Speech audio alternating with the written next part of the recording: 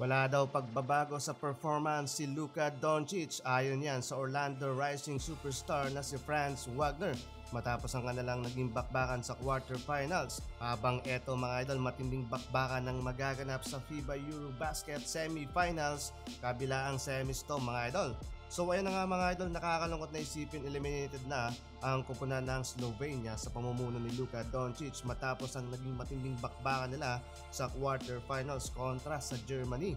Grabing buhat na ginawa doon mga idol ni Luka na kumamada ng almost triple-double, 39 points, 10 rebounds and 7 assists. Pero pinagtulungan din yan mga idol ng dalawang NBA player si Luka. Mula yan sa Germany, leading scorer si Franz Wagner with 23 points at 20 points naman mga idol para kay Dennis Schroeder. Kung walang Luka dito sa Slovenia, sa palagay ko hindi rin ito aabot sa quarterfinals dahil siya lang din naman mga idol ang main weapon and scorer machine ng kanilang kupunan. Katunayan si Luka Doncic pa rin mga idol lang top scorer sa 2025 FIBA Eurobasket na nakapag-average ng 34.7 points at one of the best defenders so far. Pumapangalawa na may 2.7 steals per game. Pero para kay Franz Wagner ng Germany, parang wala naman daw pagbabago sa performance ni Luka simula nang magkaroon siya ng matinding workout at pagbabawas ng timbang.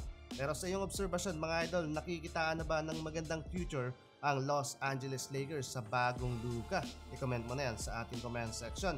Patuloy tayo mga idol, eto na ang Final Four ng 2025 FIBA Eurobasket. Germany na may Wagner at Schroeder kontra sa Finland na may Lauri Markkanen. Matinding bakbakan din to mga idol, etong dalawa dahil etong Germany is undefeated habang etong Finland mga idol history maker. Sa kabilang banda naman mga idol, Turkey na may Alperen Şengün kontra naman sa Greece na may Giannis Antetokounmpo. Parehong 1 win away to finals sa etong mga bansang nabanggit, kaya abangan natin yan mga idol.